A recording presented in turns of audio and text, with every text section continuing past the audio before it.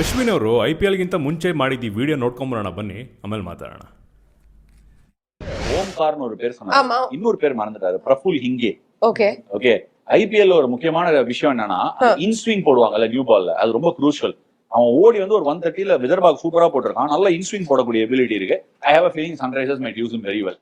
ಪ್ರಫುಲ್ ಹಿಂಗೆ ಅವ್ರ ಬಗ್ಗೆ ಯಾವುದೇ ಕ್ರಿಕೆಟ್ ಅನಲಿಸ್ಟು ಕಾಮೆಂಟೇಟರ್ಸು ಎಲ್ಲೂ ಮಾತಾಡಿರಲ್ಲ. ಮ್ಯಾಚ್ಗಿಂತ ಮುಂಚೆ ಅವ್ರ ಇನ್ಸ್ಟಾಗ್ರಾಮ್ ಫಾಲೋವರ್ಸು ಅರೌಂಡ್ 6,000 ಇರ್ತಾರೆ. ಈಗ ನೋಡಿದ್ರೆ ಮೋರ್ ದೆನ್ 400K ಆಗಿದೆ.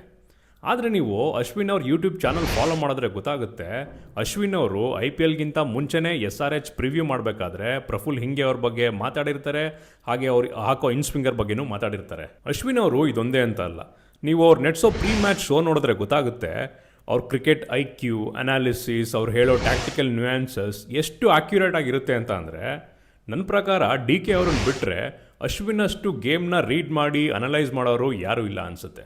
ಬಟ್ ವಿಪರ್ಯಾಸ ಏನು ಅಂತ ಅಂದರೆ, ಯಾವುದೇ IPL ಫ್ರ್ಯಾಂಚೈಸಿ ಕೂಡ ಇವ್ರನ್ನ ಕೋಚ್ ಆಗೋ, ಸ್ಕೌಟ್ ಆಗೋ, ಮೆಂಟರ್ ಆಗೋ ತಗೊಂಡಿಲ್ಲ. ಅವರು ಅವ್ರ ಪಾಡಿಗೆ ಯೂಟ್ಯೂಬ್ ಚಾನಲಲ್ಲಿ ಗೇಮ್ನ ಅನಲೈಸ್ ಮಾಡಿಕೊಂಡು ಹೋಗ್ತಿದ್ದಾರೆ. ನೋಡೋಣ ಕಮ್ಮಿಂಗ್ ಇಯರ್ಸಲ್ಲಿ ಯಾವ ಫ್ರ್ಯಾಂಚೈಸಿ ಅಶ್ವಿನ್ ಅವ್ರನ್ನ ತಗೋತಾರೆ, ಹಾಗೆ ಸಕ್ಸಸ್ ಕಾಣ್ತಾರೆ ಅಂತ.